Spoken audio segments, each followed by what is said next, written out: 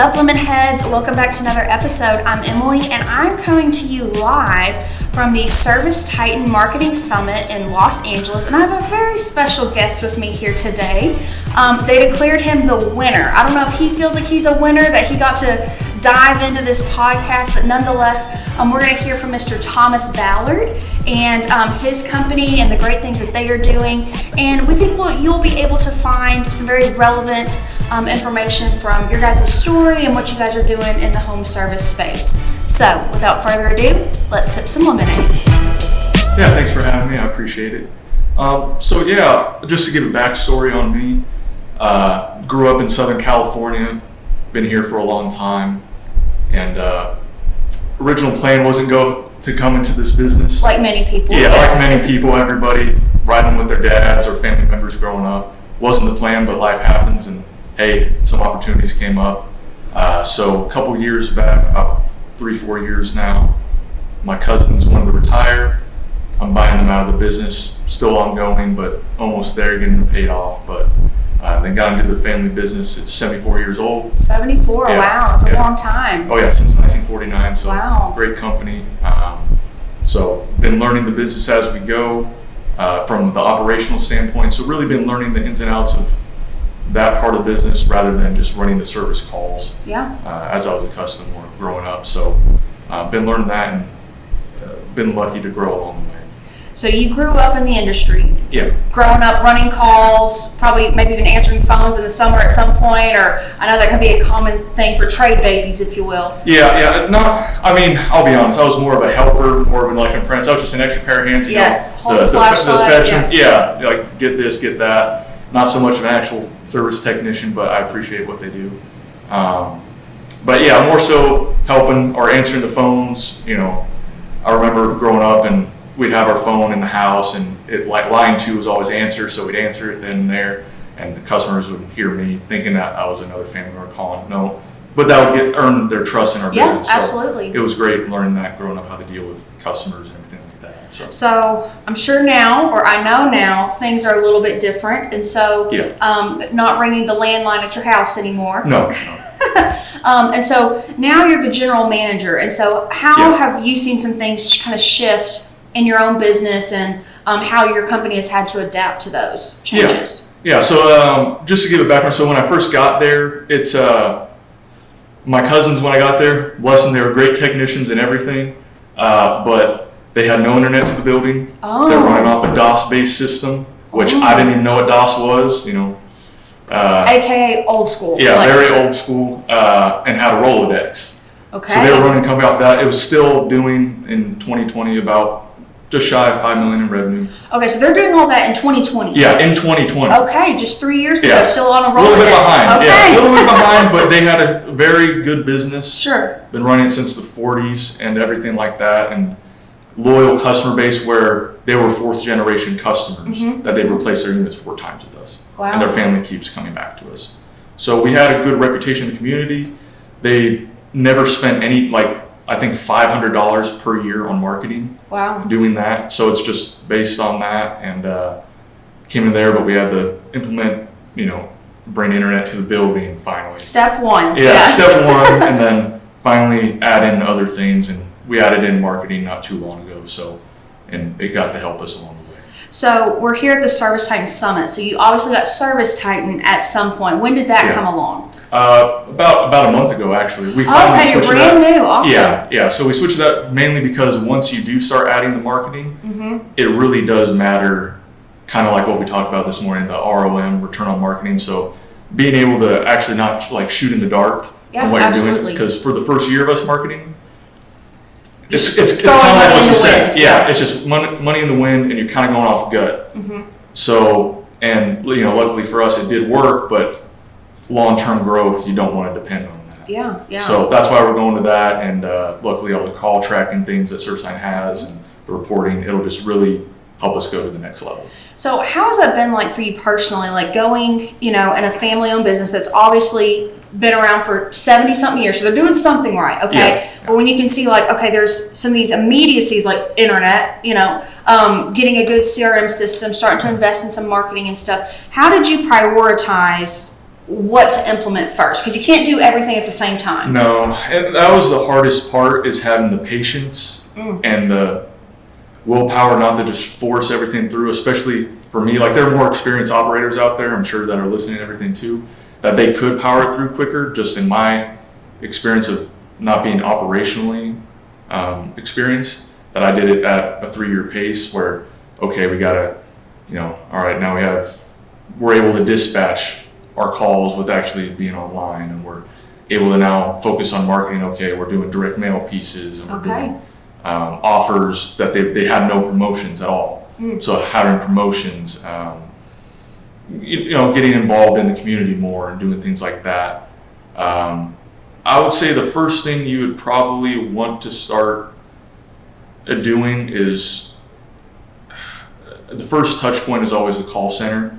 So I would say have your calls tracked. That's the first step of marketing, is have all your lines tracked. So if you have your main line, if you've had a magazine that you have, like some HOA magazine maybe that you're in, have that be a different phone number that's on call tracking with ServiceTitan. Just some sort of call tracking system, so each number is separated out, so you can see, okay, this marketing is working, this isn't, and you're able to cut the losers quickly and double down on the winners. Well, and that's the key thing about, yes, like everyone emphasizes, you need this data, you need this data, you need this data to be able to report it, and ServiceTitan is great at that. But like on the flip, you have to be able to make some decisions based off this data and being willing to pivot and stuff. Like, it does nobody any good. Yes, we can generate any kind of report with all the numbers and stuff, but you have to be able to be moldable and pivotable to make some decisions from those data points.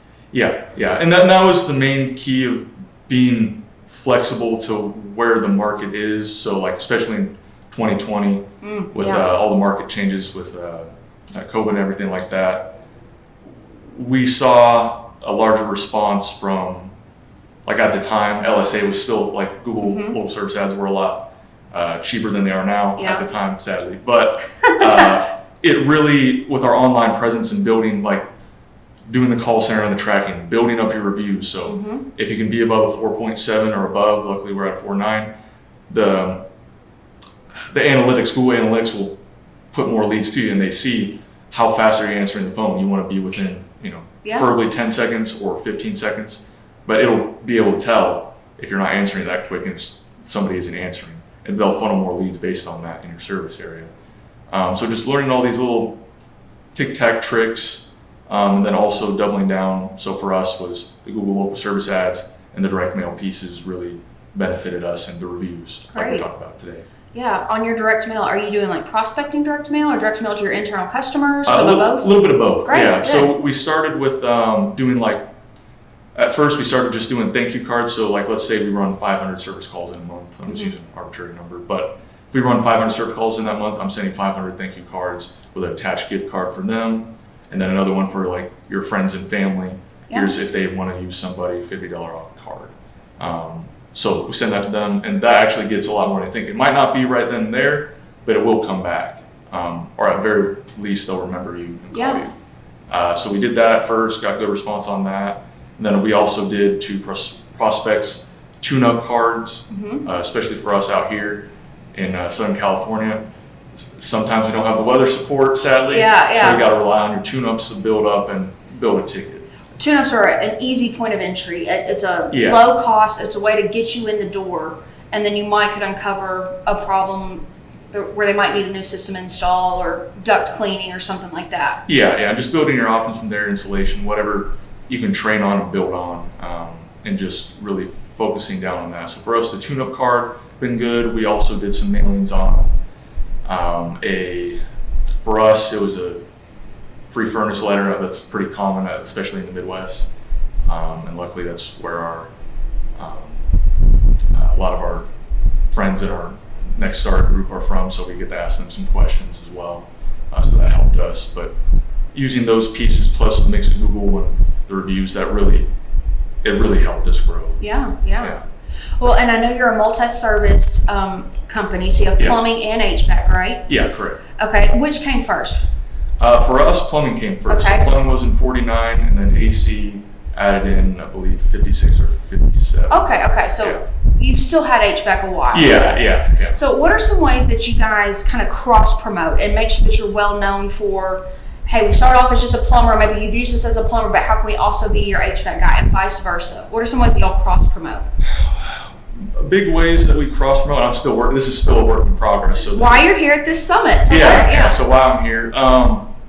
One simple one that I learned recently, which I didn't really think about, is all these little nuggets, is when you're on the phone, let's say if they call in for AC, and at the end, when you're about to get off the call, say, while we're out there today, is there anything else you need help with? We offer plumbing, or is there anything in the home with plumbing that you need help with? Can I do a water heater inspection? Yeah, it's like anything just like that. Like, is there anything going on in the house you have to look at with your plumbing? Everything all right there. Just even asking, just presenting that option, it actually gets us some calls.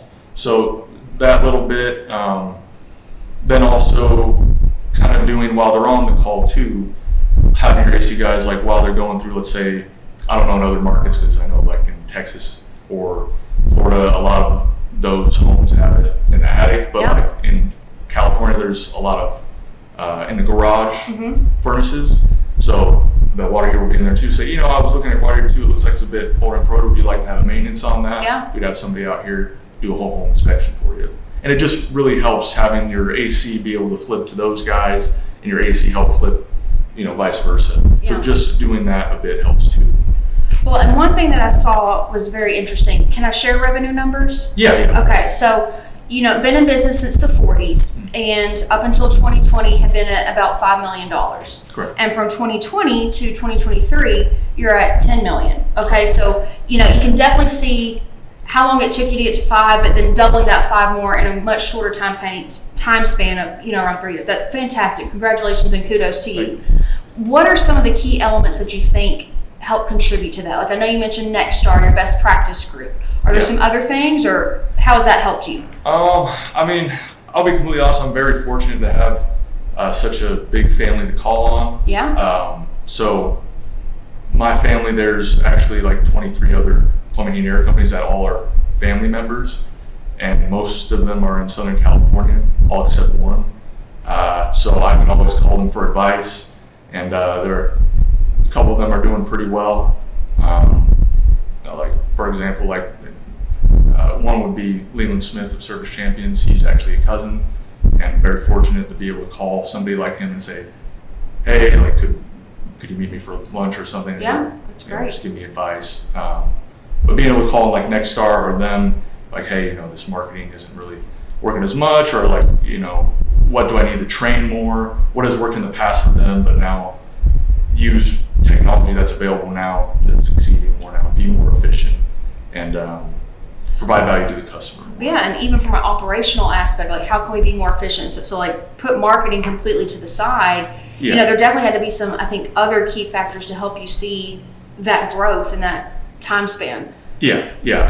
Besides the marketing, I would say for sure was getting down to what we wanted to do and offer as a company. Obviously, we're in HVAC and plumbing. I don't mean like that, offering different things, but just like what our core values are, what we want to do and provide to the customer. So being able to realize there's a certain type of clientele that won't be our fit. So we aren't going to be the highest price, but we aren't going to be the lowest. Yeah. So we want to be in a nice range for us to hit our margins, and being able to provide that value to that customer and focus on those customers rather than what we were doing before is on everybody. Correct. You gotta might as well be nobody. Yeah. So you gotta really be, and that's what I would take from like Leland or other family members that I learned is focus is number one, and same with consistency.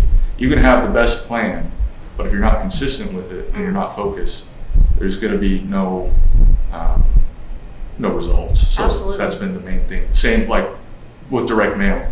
Consistency with the direct mail is key. Yeah. And it can be hard, especially when you're not seeing the results. Sure. And I struggle with that at times, but it's sticking with it is the main thing. No, for sure. Like, your first direct mail drop is going to be a flop. Like it's going to be like, what is this? Yeah. But it takes that, and it takes that continuation of hitting the same home. So it doesn't also matter if you have postcards going out every single week, but if it's going to someone different every single week, like how can we focus on it going to the same home every 4, 6, 8 weeks or so, to where they're continuously seeing it, to where like they didn't have a problem then, but 8 weeks, 16 weeks from now, like they might, and then that postcard is giving them that reminder. Yeah, and that's what's been really helping us is just the follow up. And if they had a call and you see you sent a piece, you can have your call center, if you have the capability to do so, to follow up and say, hey, Mr. and Mrs. Jones, I see that we were out for a plumbing maintenance. We sent out a mailer to you recently. Just want to make sure you got it. Absolutely. On an AC tune-up. If you haven't had that scheduled, it would really be a great value to make sure your system's running properly, your air filters are checked. Or if they haven't been, we can set you up on a program that we have where they're mailed to your home. XYZ, all these things to make sure we were able to get into the home. Yeah, so having a plan and not just relying on just that one touch point. But after the direct mail hits home, could we then send them a text message or ringless voicemail, and then maybe even following up with an actual phone call and stuff? And that's how you've been able to see some real results. Oh, yeah. That's fantastic. Yeah, no, it's been great. Well, good. Well, if you could give a piece of advice to a new contractor, a new general manager, someone kind of coming up inside of a family business, what would be something you would give them? Maybe a do and a don't. Ooh. Could I give a couple do's? Oh, sure. Okay. Yeah. I would say do's if you're setting up. If it's is it an existing company or like starting fresh from nothing? Well, or do you have one for either? I think it's applicable to both. Yeah. So if you're going into a company, I would say if you're starting off fresh, whether you have employees or it's just you, I would say set the expectation of what you want your company to be. So how you carry the value of what you want your company to offer. So if you present it as a company that you aren't holding your people accountable to a higher standard of, educating your customers and showing them options there's not one way to fix anything. There's a plethora. Being able to have them stick to that, because if you don't have expectations set up front, it's going to be a constant battle. I dealt with that for the first 2 years of not setting expectations, and now I'm having to go back and fix that. So if you just set expectations from the start, you aren't going to have to go back and fix it later. That was a headache but I had to learn that. Yeah. But if they could avoid it, that would be one thing. Set expectations early of what you want, and maybe go down core values and how you want your ideal business to be. And then number 2 would be really have your calls like tracked, so you are able to see all your streams of where your call flow and where your leads are coming from. So you do know. So you can be more granular with what you want to do. And just having insight. Yeah. Data is everything, especially in the age that we are in now. Mm-hmm. And then 3rd would be it's really simple. Provide options. They weren't providing options when I first got there, and we weren't either for about a year. And just providing the options. If you went to a Ford dealership and said the only thing you can get is a Ford Maverick with cloth seats, you can't get the F-150 that has the sweet leather seats and everything in it. It looks great, but you can't have it. You'd be like, well, is there something in between? Like, well, no. So it's providing options is a big key. And when you do that, it puts the ball in their court. Like they have the control to be able to pick which one they want versus here it's this, take it or leave it. Yeah, and just educate them. You don't have to hard sell. Just provide the options. Sure. Put them there, and at least 9 times out of 10, they're going to pick something in the middle typically. Yeah. Because it's there. And then the last one I would focus on reviews and Google LSA. Mm-hmm. It's a cheap lead source relatively, and it pays off in the long run. For Very sure. Good. Very good. And then a don't would be, don't focus so much on like billboards, TV, radio until you get down the reviews, the LSA, the call training, everything like that. Focus on, grassroots. Focus on, getting the referrals in your local community. Focus on your couple zip codes that you're based out of, and really own your neighborhood. Sure. That's really been well for us over the years. Because when you get into that mass media, like the TV, the billboards, radio, things like that, that is not going to have a direct ROI. And so if you're kind of just getting started in that marketing train, like you're looking at these numbers, like you'll be sadly disappointed.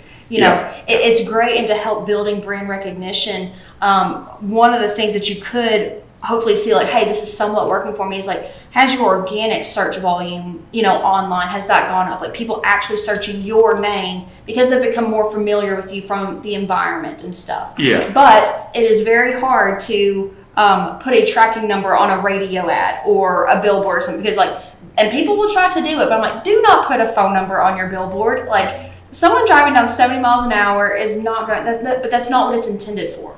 Yeah. Those pieces are not call to action pieces. They are branding, memorable pieces, getting your name out there. Yeah, and that's pretty much key. Just following those things, remembering that's more of a putting money in the bank, so to speak, for later on. Yeah. But starting off, that's something to do down the road. So I think as long as they follow that, those are good stepping stones to follow. And then if you join, ServiceTitan or a group like Nexstar or any other, there's some good best practices groups out there if you're fresh, and just network, get to meet other people, see other ideas, and really apply everything.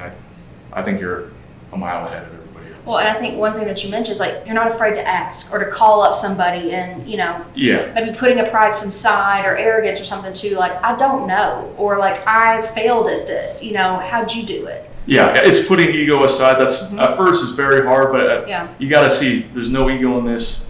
You got to go to, what's right and what works, and just seeing, okay, there's people that have succeeded. Let's see what they've done and see if I can apply that to my business and also do well. Absolutely. And, it works well. So. Well, Thomas, it's been a pleasure chatting with you and getting to know you a little bit more. And I really do say kudos to you and what you've done in the past 3 years since you've been the manager. And I'm excited to see where Ballard Plumbing and Air goes next. Yeah, thank you. I appreciate you for having me. Awesome.